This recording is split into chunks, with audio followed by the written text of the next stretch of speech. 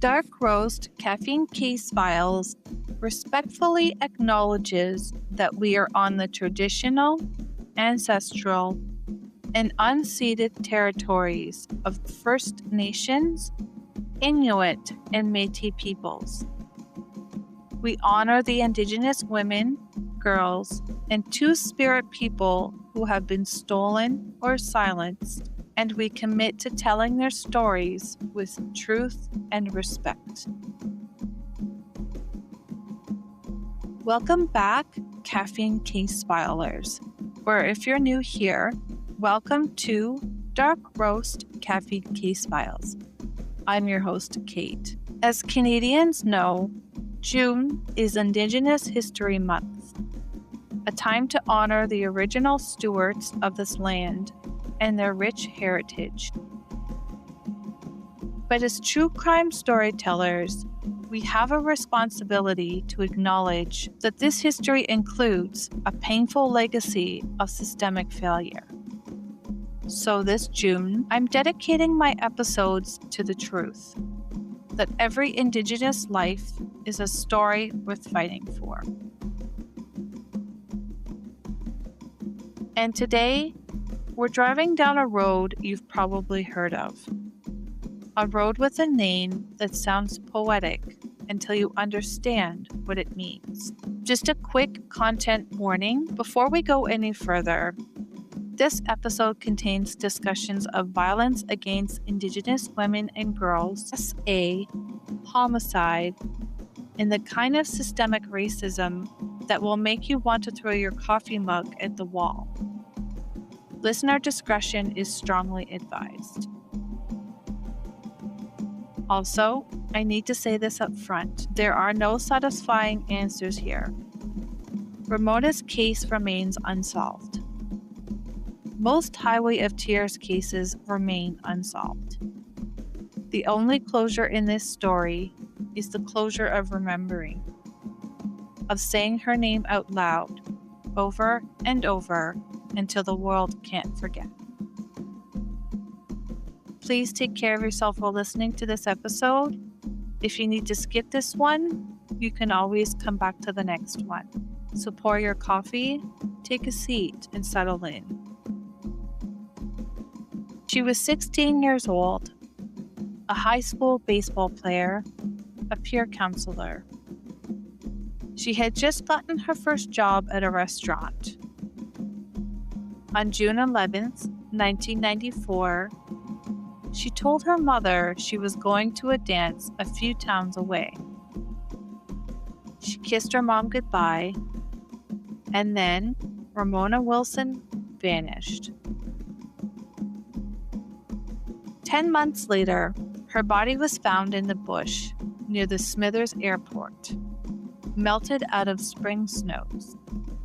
She had been murdered, and to this day, 31 years later, no one has ever been arrested.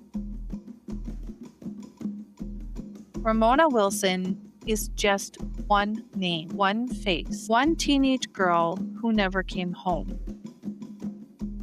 But her case is not an anomaly. It is not a one-off tragedy. It is part of a pattern that stretches back decades. Along a 720-kilometer stretch of asphalt they call the Highway of Tears. Officially, there are 18 cases linked to this road. Mostly Indigenous women and girls, mostly unsolved. But the real number is likely much higher. Some say 40, some say 50. Some say we'll never know how many bodies are buried in the bush off Highway 16. This is the story of Ramona Wilson. This is the story of a highway that eats young women and never gives them back. And this is the story of a country that looked away for decades and still hasn't fully turned its head. To understand Ramona Wilson, you have to understand where she came from. Smithers, British Columbia. Population in 1994, about 5,000 people. Nestled in the Bulkley Valley, surrounded by mountains and dense forest. About 1,200 kilometers north of Vancouver. It's the kind of town where everyone knows everyone. The kind of town where kids grow up riding bikes down gravel roads and fishing in the river. Ramona was a Gitxsan First Nation girl, raised in a close-knit family. She was the youngest of 6 children born to Matilda Wilson. Her older sister Brenda, the oldest of 6, remembers dressing Ramona up in pink bonnets and cute little coats when she was a baby. Well, we all looked after her, Brenda said. She was like my baby, end quote. By the time she was 16, Ramona was coming into her own. She was a member of her high school baseball team, a detail that tells you something about her spirit. She was a peer counselor, helping other kids navigate the chaos of adolescence. She had just landed her first job at a restaurant. She was vibrant, beautiful, full of plans. Her sister Brenda described her this way. Quote, "My little sister, she was very vibrant, very beautiful. She had a lot going for her. She was working in a restaurant. She was going to school. She was a peer counselor," end quote. Ramona Wilson was not a statistic. She was not a headline. She was a girl who loved baseball and had dark curly hair and dark eyes and a family who adored her. And on the night of June 11th, 1994, she kissed her mother goodbye and walked out the door. She never came back. June 11th, 1994, a Saturday. Spring in northern British Columbia. The snow has melted, the days are getting longer, and there's a feeling in the air that summer is just around the corner. Ramona Wilson was supposed to go to a dance in a nearby town. According to some accounts, she was actually headed to Morristown, a small community west of Smithers, to see her boyfriend. Whatever her destination, she decided to hitchhike. Hitchhiking on Highway 16 was not unusual in 1994. It was how people got around in the north. Public transportation was almost non-existent. If you didn't have a car, and many families didn't, you stuck out your thumb and hoped for the best. Ramona left her home in Smithers and was last seen alive somewhere along that stretch of road. 2 days later, when she hadn't come home and wasn't answering calls, her family reported her missing. The police opened a missing persons file, but according to her mother, Matilda, they didn't do much. Quote, "We reported her missing and they refused to act." Matilda Wilson later said, "They said she probably just ran away," end quote. She was 16 years old, a minor, and the police decided she had probably just run away. We're going to come back to that, because that attitude, that assumption that Indigenous girls are unreliable, that they're just runaways, that their disappearances aren't real emergencies, that attitude is a direct line from the 1889 courtroom that acquitted William Fisk to the 1994 RCMP detachment that told Matilda Wilson to wait and see. For the next 10 months, the Wilson family lived in a state of suspended horror. No phone call, no ransom note, no body, just silence. And the police, by all accounts, did almost nothing. The file sat on a desk somewhere. The tips, if there were any, didn't seem to go anywhere. The family was left to wonder, was she alive? Was she dead? Had she really run away? Was she being held somewhere against her will? Brenda Wilson later described the agony of those months.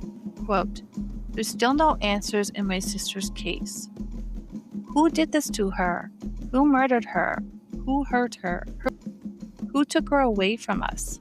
End quote. Then, on April 10th, 1995, 303 days after Ramona vanished, a passerby found her body. She was discovered in a wooded area near the Smithers Airport, just off the junction of Highway 16. The spring snows had melted, and what was left of Ramona Wilson emerged from the thaw. She had been murdered. The autopsy would confirm that she died of homicidal violence, but the details of her death, exactly how she was killed, what happened to her in those final moments, have never been fully released to the public. What we do know is this: she was 16 years old. She had been missing for 10 months. Her body was found less than 10 kilometers from her own home. She had been there, in the bush, all winter, and nobody found her. We need to talk about the road, because the road is a character in this story. The road is the predator, the accomplice, the burial ground. Highway 16 runs 719 kilometers between Prince George and Prince Rupert in northern British Columbia. It's an east-west corridor that cuts through some of the most remote and beautiful wilderness on the continent. Dense forests, jagged mountains, fast-moving rivers. The highway was completed in 1970. And almost immediately, women started disappearing. The term Highway of Tears was coined in 1998 during a vigil in Terrace, BC. A woman named Florence Nazil was thinking about all the families who had lost daughters along that road. All the mothers crying, all the sisters weeping, all the tears that had soaked into the asphalt, and she named it.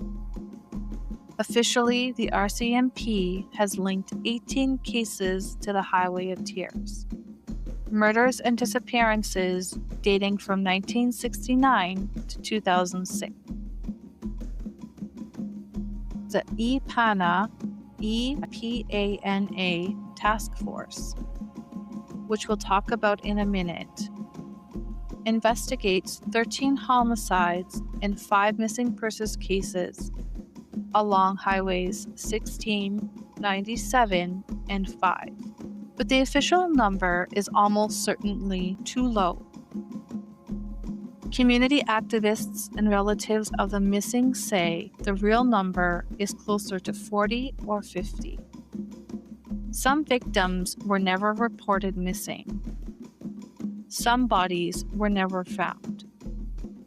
Some cases were never classified as homicides because the police assumed the women died of accidents or overdoses, or just ran away.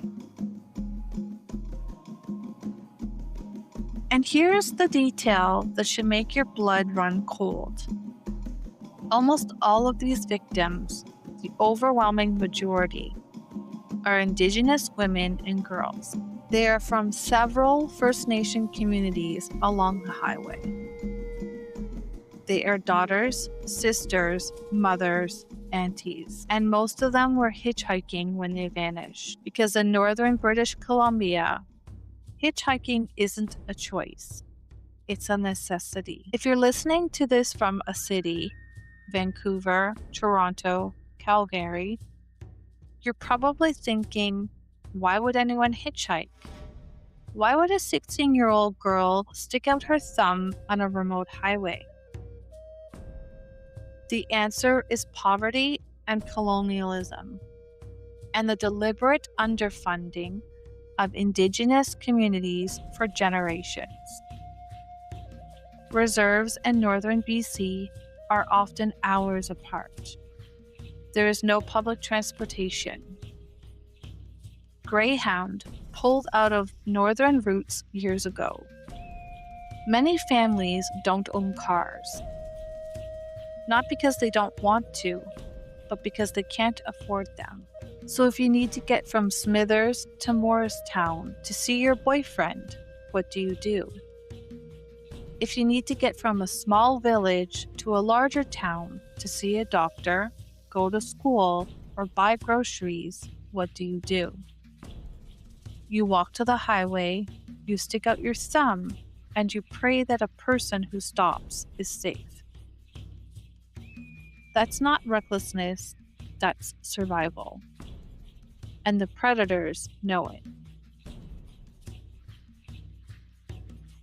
In the 2014 documentary Highway of Tears, narrated by actor Nathan Fillion, lays this out in brutal clarity.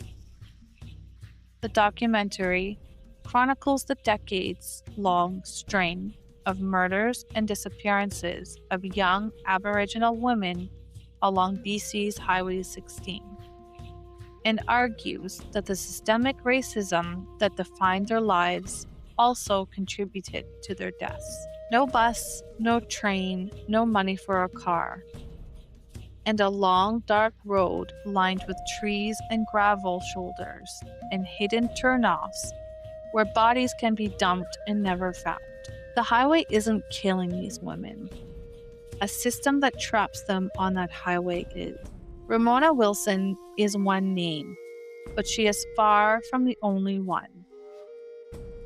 Let me read you some of the others, the ones officially linked to the Highway of Tears by the RCMP's EPANA task force. Gloria Moody, last seen alive, October 1969, homicide. Michelin Pear, last seen 1970, missing. Gail Ways, last seen October 1973. Remains found April 1974, homicide. Pamela Darlington, remains found November 1973, homicide. Monica Igna, last seen alive December 1974. Remains found April 1975. She was 15 years old. Colleen McMillan, last seen alive August 1974. Remains found September 1974. She was 16 years old. Monica Jack, remains found 1995. Missing for years. Maureen Mosey, remains found May 1981. Shelley Ann Basque, disappeared 1983. Alberta Williams, body located September 1989. She was 24. Delphine Nickel, last seen June 1990. She was 16, hitchhiking from Smithers to her home in Telkwa. Ramona Wilson, last seen alive June 1994. Body found April 1995. She was 16. Roxanne Tiara, remains found August 1994. She was 15. Alicia Germain, found murdered 1994. Lana Derrick, last seen October 1995. Nicole Hoare, last seen June 2002. She was a tree planter, hitchhiking west of Prince George. Tamara Chipman, last seen September 2005. She was 22, a mother. Disappeared, leaving behind a toddler.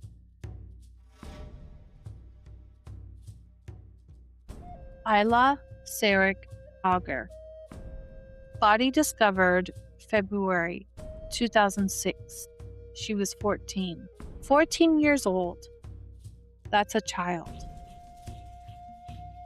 Isla Sarek Auger was 14 years old when she went missing from Prince George early in 2006.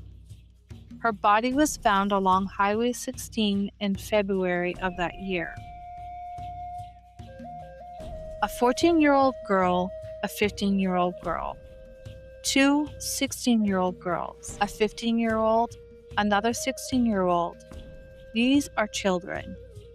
They are not high-risk lifestyle victims. They are children who needed a ride and got into the wrong car.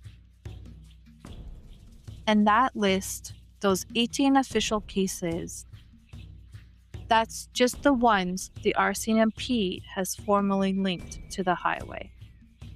There are others. Some never made the official list. Some are still missing. Their faces on billboards along the highway, their names whispered at annual vigils. One of those names is Delphine Nicol. She went missing in June 1990, 4 years before Ramona.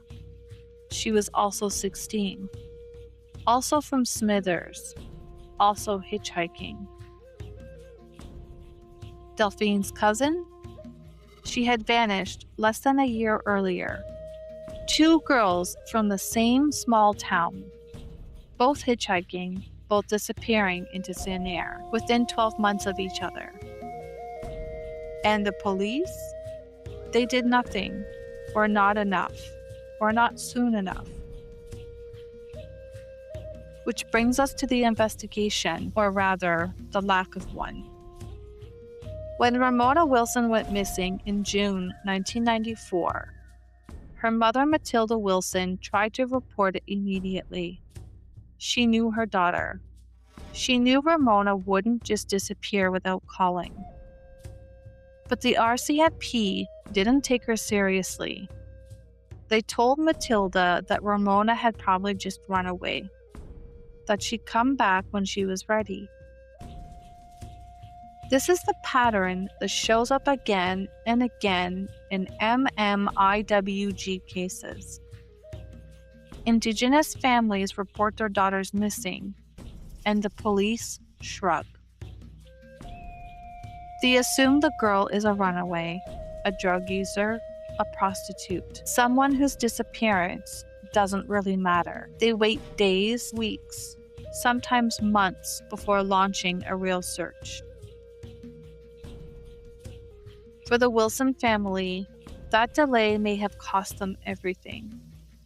By the time the police started looking in earnest, if they ever did, Ramona was already dead. Her body was lying in the bush less than 10 kilometers from her home. And nobody found her for 10 months. Brenda Wilson, Ramona's sister, has spent decades fighting for answers. She's walked the Highway of Tears in annual memorial walks, 28 years and counting. She's spoken at MMIWG hearings. She's demanded that the RCMP reopen the case, release more information, do something, anything, to bring her sister's killer to justice. And still, 31 years later, there are no answers. Quote, "We need answers about each one of them, not just about the policies and procedures," Brenda said. Nobody seems to take it seriously when you call it the Highway of Tears. Once you put them into a group, you stop seeing each victim as a person who was part of our community. End quote. It took until 2005 more than a decade after Ramona Wilson disappeared, for the RCMP to launch a real investigation into the Highway of Tears cases. They called it Project E Pana. Pana is an Inuit word that describes the spirit goddess who looks after souls just before they go to heaven or are reincarnated. Someone in the RCMP thought it was an appropriate name for an investigation into murdered and missing Indigenous women. Make of that what you will. The task force was created to investigate a series of unsolved murders along Highway 16. Their purpose? To determine if a serial killer or killers was responsible for murdering young women traveling along major highways in BC. In 2006, E. Pana took ownership of 9 investigations. By 2007, the number had doubled to 18.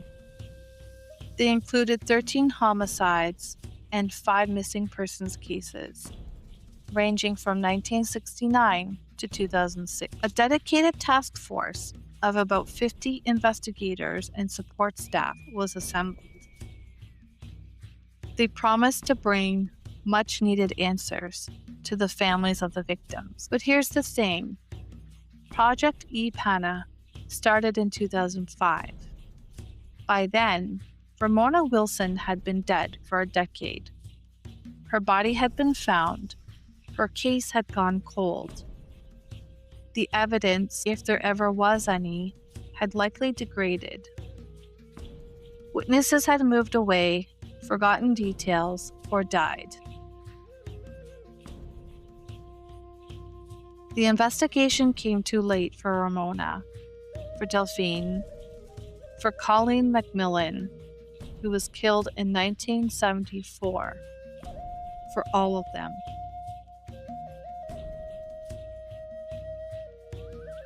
To date, Project E Pana has not solved Ramona Wilson's case. It has not solved most of the 18 cases it was tasked with investigating. One case has been solved, partially. In 2012, DNA evidence linked to American serial killer Bobby Jack Fowler to the 1974 murder of Colleen McMillan. The 16-year-old hitchhiker from Lac La Hache. Fowler died in prison in 2006. He never faced justice for McMillan's murder, and investigators believe he may be responsible for multiple other Highway of Tears deaths. But one partial solve, 17 cases still open. Ramona Wilson's killer, or killers, is still out there. Is there one serial killer behind the Highway of Tears, or many? The RCMP has said they are confident that a single serial killer is not responsible for all the E Pana investigations. But that doesn't mean there haven't been serial killers working the highway. Bobby Jack Fowler, the man linked to Colleen McMillan's murder, was a violent criminal who traveled extensively through BC during the 1970s. He worked as a roofer, which gave him mobility and access to remote areas. Investigators believe he may be linked to the deaths of Gail Ways and Pamela Darlington, both killed in 1973. Then there's Edward Dennis Isaac, a serial killer who murdered 1 woman and 2 teenage girls in Prince George between 1981 and 1982. He was arrested in 1986. And there are others, suspected predators whose names have never been released, whose crimes have never been conclusively linked to the highway, whose victims keep mounting. The truth is, we may never know how many killers have worked the Highway of Tears. The road is long, the bush is deep. The population is sparse, and the victims, Indigenous women and girls, have historically been treated as disposable by the very systems meant to protect them. 1 killer, 5, 10, it doesn't really matter. What matters is that the conditions that allowed these murders to happen, the poverty, the lack of transportation, the police indifference, and the colonial legacy are still there. The highway is still eating young women, and no one has stopped it. Let's talk specifically about Ramona Wilson's case, what we know, and what the RCMP has never told us. We know she was last seen alive on June 11, 1994. We know she was hitchhiking. We know her body was found 10 months later near the Smithers Airport. We know she was murdered. We do not know how she died. The autopsy results have never been made public. We do not know if she was SA'd. We do not know if she was killed by someone she knew or by a stranger. We do not know if there is DNA evidence. We do not know if the RCMP has any suspects. Brenda Wilson has spent 31 years trying to get answers. She has walked the highway every year. She has spoken at hearings. She has pushed the RCMP to release more information. And she is still waiting. Quote, "There's still no answers in my sister's case," she said. "Who did this to her? Who murdered her? Who hurt her? Who took her away from us?" End quote. Every year, the family holds a memorial walk starting at Lake Kathleen Elementary School, ending at Yellick Road, the road where Ramona's body was found. They walk in her footsteps, they remember her name, and they hope that one day someone will come forward with the information that finally solves the case. Quote, "Every year, by doing these walks, it will solve one of the cases that has been long overdue, of bringing not closure, but bringing comfort and peace to the families," Brenda said. "I feel that our family has given other families the opportunity to feel that they are not alone, that we're all in this together." In 2019, after years of advocacy by Indigenous families and organizations, the National Inquiry into Missing and Murdered Indigenous Women and Girls released its final report. The report was damning. It found that the violence against Indigenous women, girls, and gender-diverse people in Canada constitutes genocide. Let me say that again. A Canadian government inquiry concluded that the state of Canada, through its laws, policies, and systemic failures, has committed genocide against Indigenous women. The report included 231 calls for justice. 11 of them were directed specifically at police services, calling for standardized response times to reports of missing Indigenous people, better communication with families, and end to the practice of dismissing Indigenous disappearances as runaways or high-risk lifestyle cases. The Highway of Tears was a major focus of the inquiry.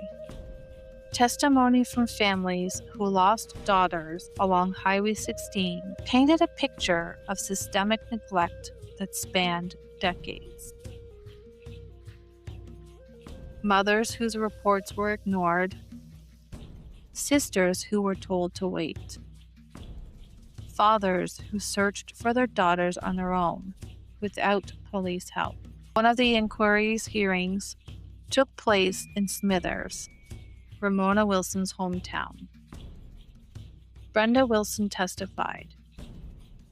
She sat in that hearing room, looked the commissioners in the eye, and told them what happened to her sister. And still, 6 years later, nothing has changed. The calls for justice remain largely unimplemented. The RCMP has not solved Ramona's case.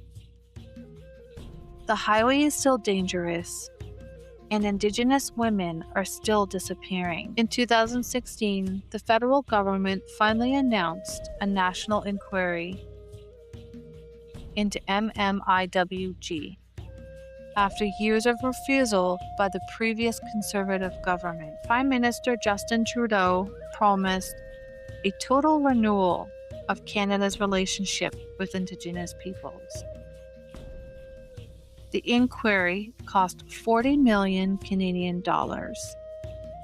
It heard from 2,380 participants. It produced a final report and 231 calls for justice. And then, not much. A few pilot programs, a few new policies, a few announcements, but the RCMP still investigates cases on its own. Indigenous families still struggle to get their daughters' cases taken seriously. And the National Inquiry's recommendations remain largely implemented. In 2022, 28 years after Ramona Wilson disappeared, her family held another memorial walk. Brenda Wilson stood in the front of the crowd and said something that should have been a headline across the country. Our government has failed us, end quote. She's right. The government has failed Ramona Wilson. It has failed Delphine Nicol. It has failed Colleen McMillan. It has failed Isla Serg Auger, who was 14 years old when she was murdered. And it has failed every single family who has ever reported a missing Indigenous daughter and been told she probably just ran away. Every year since 1995, the Wilson family has held a memorial walk for Ramona. They start at Lake Kathleen Elementary School near her home. They walk to Yellick Road, the place where her body was found. They walk in silence, or with drums, or with songs. They walk because walking is all they can do. Brenda Wilson doesn't just walk for Ramona.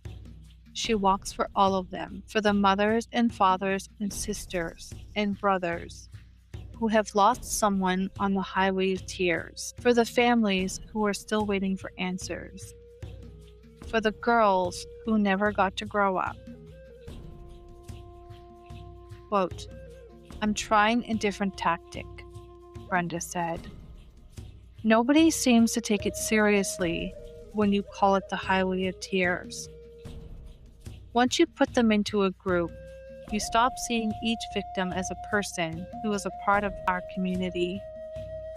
We need to start bringing them to life." End quote. Let's bring Ramona back to life, just for a moment. She was 16 years old. She played baseball. She was a peer counselor. She worked at a restaurant and was saving up for something. Maybe a car, maybe a trip. Maybe just a future that looked different from the past. She had dark curly hair and dark eyes. Her older sister Brenda used to dress her up in pink bonnets when she was a baby. Her brothers adored her. She was the youngest of 6, the baby of the family, and the one everyone looked after. And on a Saturday night in June 1994, she walked out the door and never came back. She didn't run away. She didn't overdose on drugs. She didn't get lost in the woods. She was murdered. Her body was dumped in the bush near the Smithers Airport. where it lay for 10 months, covered by snow, waiting to be found. Her killer is still out there. He could be anyone. He could be dead by now. He could be living in Smithers, going about his life, reading this transcript, knowing what he did. But Ramona's family is still waiting for someone to come forward, waiting for the RCMP to make a breakthrough, waiting for justice, or at least waiting for the truth.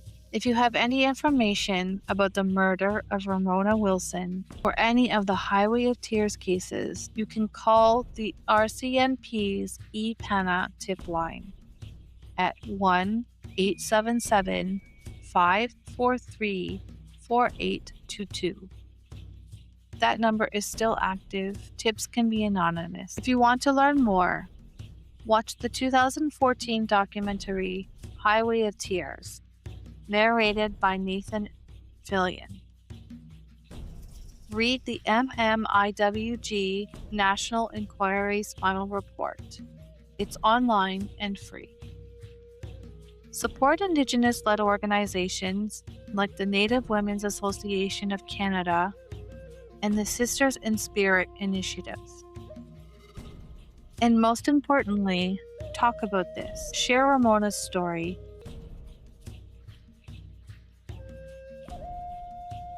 Share Delphine's story. Share the names of all the girls and women who have been taken by the Highway of Tears. They are not statistics. They are not high-risk victims. They are daughters, sisters, mothers, aunties, and they deserve to be remembered.